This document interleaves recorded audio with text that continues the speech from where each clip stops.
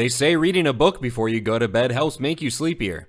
That must have been the inspiration behind the Book of Boba Fett. Hello and welcome back to HateWatchers for another installment of how they tried to trick us. Today we're going over the various tricks that the Book of Boba Fett tried to pull on us viewers and how successful they were. In case you missed our last How They Tried to Trick Us video on the Rings of Power, these aren't just typical review videos. We're not here to rattle off the same list of problems with a show or movie that every other reviewer has repeated ad nauseum. No. Our goal here is to take a look at the underhanded tricks creators and studios tried to pull on us to get us to watch their crap. What kind of tricks are we talking about?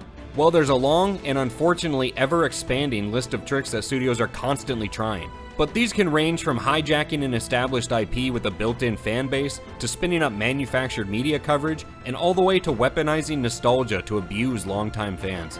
While we may touch on them during the course of our investigation, we're not going to focus on the problems with the show or movie that made it a mediocre or bad show or movie. So, in the case of the Book of Boba Fett, we're not going to be focusing on how they wasted Cad Bane, Boba forgetting he has a jetpack, the further Disneyfication of violence and adult themes, the scooter gang being presented as dangerous, the unimaginative settings, the implausible action sequences, and Boba Fett's crime family consisting of him and Fennec. Now you might be thinking, that's kind of a short list for a show with as many flaws as the Book of Boba Fett. And that's because it is. But so many of the problems with this show actually fall under the umbrella of the second trick we're dissecting today, the destruction of Boba Fett's character, so they'll be covered in that portion of the video. And of course, we have to sprinkle in some positivity here and there. Our channel may be called HateWatchers, but we're only negative when the show or movie warrants it. So we wanted to quickly list some of the things the Book of Boba Fett did right. These include the armor and costuming, most of the time, the storytelling approach where they intertwined flashbacks, the Rancor, the music, and getting to see Boba Fett's survival canonized as he emerged from the bowels of the Sarlacc. But none of these were enough to save the audience's opinion of this show. Anyway, let's get to the real reason you're here, and jump into the first trick they tried to pull on us.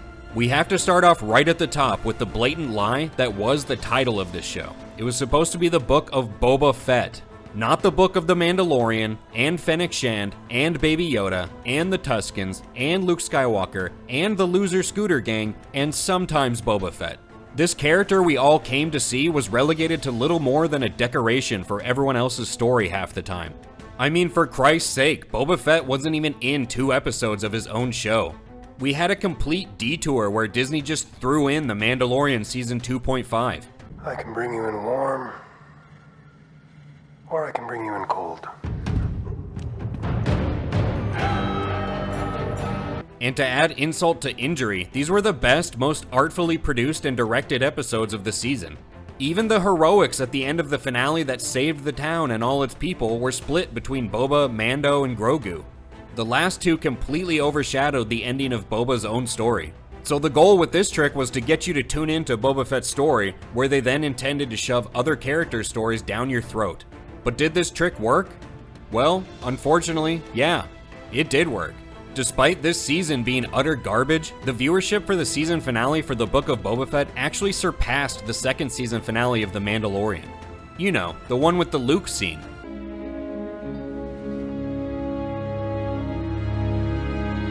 And that's an absolutely insane thought. Also, viewership for the show increased every week, something that not only flies in the face of the show's mediocre ratings, but also defies the typical trend of audience drop-off week to week. So yeah, somehow this trick was actually successful. The bottom line here is we were promised a story about Boba Fett, and he was barely the focus half of the time. But people still tuned in week after week to see these other characters stealing the show from this version of Boba Fett, who was some bastardized, Disney-fied pussy. Speaking of which... moving on to the second trick, we have to talk about what this show did to our boy Boba Fett.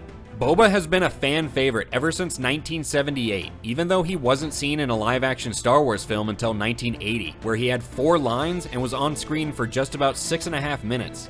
Despite that, and having a grand total of 1 Wilhelm scream and a minute of screen time in The Return of the Jedi before dying an embarrassing death, Boba Fett became absolutely beloved, earning the coveted spot of many fans' favorite character. Of course, there are many books, video games, and comic books that came out later that feature our helmeted anti-hero and helped give us a fuller view of the character. Clearly, Boba was not a new character when this show rolled around. That means he has an existing story to play off of, and more importantly, he had an established personality and way of doing things. So you don't get to just write the character the way you want and play it fast and loose with what the character's done previously and how that character conducts themselves. And this is where Disney set out on just their latest journey of fundamental character assassination. Boba Fett was completely warped and twisted from the legacy character fans fell in love with. Pretty much every single choice he made in this show was different from what the Boba Fett fans love would have made. The Boba Fett we knew was a cold, calculated, cunning, self-serving mercenary with a vast array of weapons and gadgets he used to get jobs done with ruthless efficiency.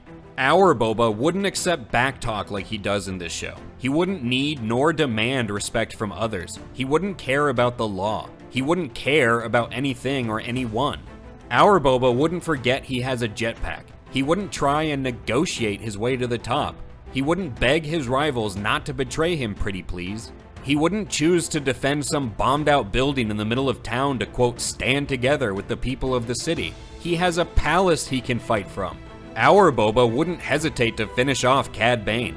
And that last one really pisses us off because they had to have Cad Bane make one last attempt to kill Boba so that Boba's killing of Bane was in, quote, self-defense.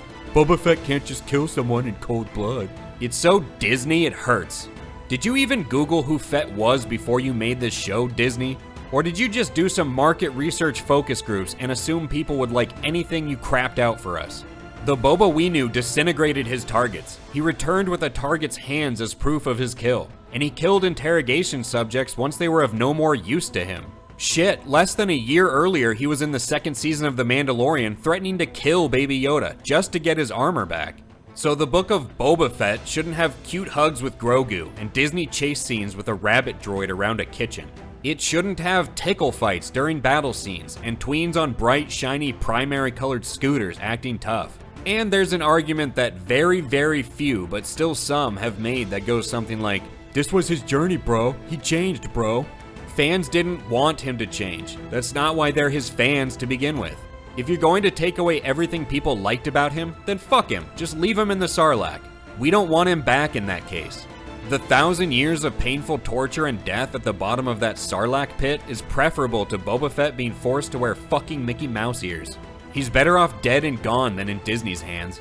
And maybe the most egregious change to Boba Fett is they made him stupid. They turned the galaxy's best bounty hunter, who was clever enough to track down the galaxy's slipperiest smuggler, into a bumbling buffoon who's incapable of learning or adapting. He takes back his ship by force. He takes Jabba's throne by force. He takes the Pike's spice train by force. He gets revenge on the swoop bikers by force. All of his successes were the result of brutal violence, but he learns nothing from these experiences. When it comes down to securing his position of power, he decides to try and negotiate for it. He politely asks rival crime organizations not to betray him when he's vulnerable. He tries to negotiate with the mayor, with the Pikes, and with the Hutts who show up to claim Jabba's territory. Every part of his story earlier in the season showed him that he needs to be the ruthless killer we know and love to accomplish things in this business. But characters are only ever as smart as the people writing them, and these writers are dumb as fuck, and therefore Boba's dumb as fuck, and he doesn't learn from his past experiences. And it's what makes this show so hard to watch. Our hero isn't growing, isn't learning, and isn't adapting. If anything, we're seeing them in a demoralizing downward spiral instead of on a journey of growth that's interesting to watch. And it all culminates into a giant slap in the face to fans, per usual. The Boba Fett that fans have loved for more than 40 years was disintegrated before our very eyes and rebuilt into an unrecognizable, soulless Disney character. So did this trick work? Did people tune in and enjoy seeing Disney bring back this character for more adventures in the Star Wars universe? We're gonna say there's mixed success with this one. Boba Fett's name certainly drew in a good number of longtime fans, at least at the beginning, but the premiere didn't have standout viewership numbers. The viewership did increase week over week though, but we don't think anyone can argue with a straight face that this was because they enjoyed seeing Boba Fett being a stupid pussy. Ultimately, the audience ratings are what tell the most compelling story, and even at 55%, they're being generous. So while people may have been watching the show each week, they weren't really enjoying it. All this data is kind of a mess to unravel and make sense of, but we're saying that Disney had mixed success with this trick, taking advantage of Boba Fett's popularity with Star Wars fans.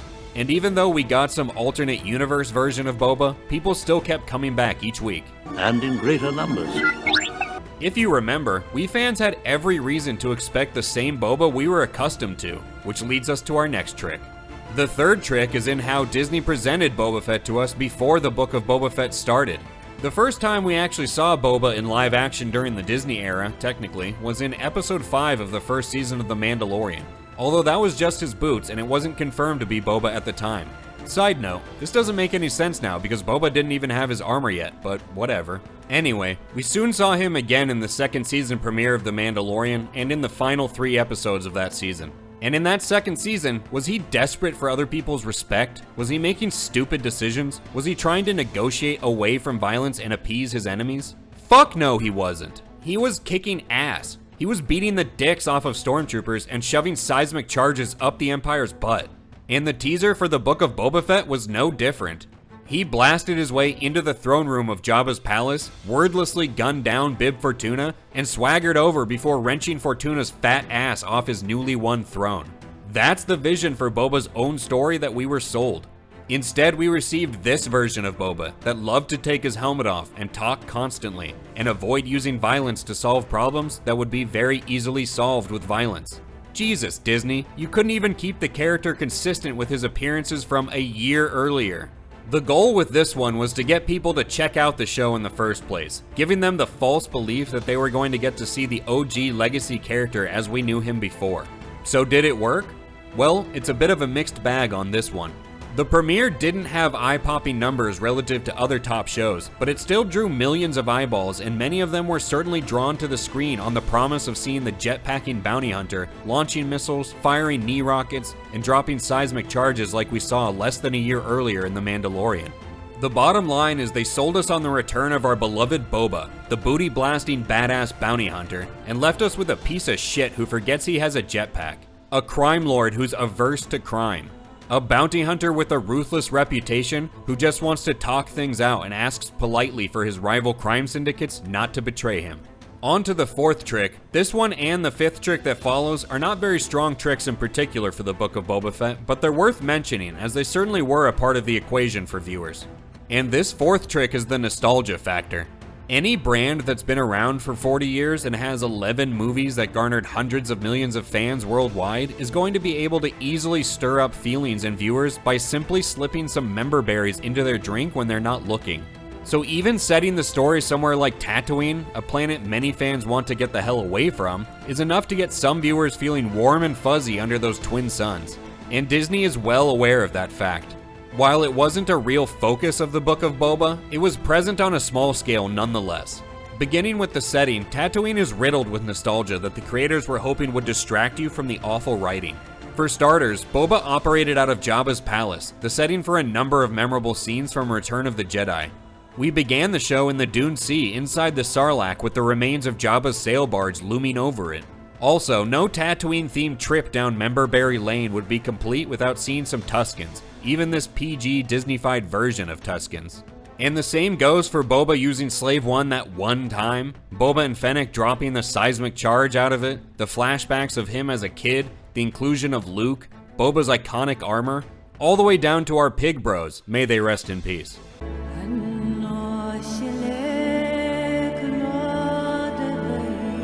They even consider the nostalgia factor of something like the Rancor and the Rancor Pit before deciding to include it in the show. Nothing is organic to the story. It's all designed and included just to get you watching and keep you watching. So did it work? Well, again, we'd say the success was mixed. While the nostalgia factor played at least some role in getting people to watch, there were clearly other forces at work that led to the sustained and increasing viewership as the season dragged on. People sure as shit weren't coming back for 7 weeks to see a helmetless Boba riding a bantha across the rolling dunes of Tatooine. Even if the Book of Boba Fett had been more focused on weaponizing nostalgia, it would have only been made possible thanks to the goodwill the Star Wars brand built for 30 years. And that brings us to our fifth and final trick at play in this show, the Star Wars brand, and its ever-expanding, changing, and contracting lore. Now, we don't really need to say much here. It's Star Wars. Even a steaming pile of incoherent shit like The Rise of Skywalker crapped out $1 billion. People love the brand, no matter how bad things get. Even non-fans have a good understanding of the Star Wars galaxy. Many millions of Star Wars fans will tune in simply to see what's new, what's changed, or what's explained further in the Star Wars lore, even under the umbrella of Disney's bullshit canon. Tons of fans would tune in simply to see Boba escaping the Sarlacc, as it's the official canonization of something that has long been theorized and discussed, and had actually happened in the original expanded universe, albeit slightly differently. Many would watch just to see Cad Bane in live action for the first time. Disney definitely assumed that they'd get millions of eyeballs with any Star Wars live action show they put out. And, unfortunately, they achieved their goal with this one.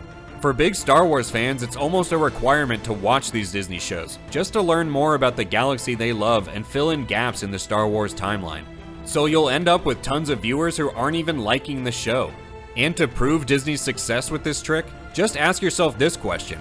Who on God's green earth would have watched this piece of shit show if it didn't have the Star Wars label? It was a largely boring, incoherent story about a stupid protagonist fighting against his own character growth in the pursuit of an ill-explained goal. So that does it for the tricks the Book of Boba Fett tried to pull on us. Let's review the findings of our investigation. Starting off with the title itself, we fans came into the show expecting to see Boba Fett's story after he survived the Sarlacc pit. Instead, we got a heavier focus on The Mandalorian Season 2.5 and more Baby Yoda. Still though, this trick worked.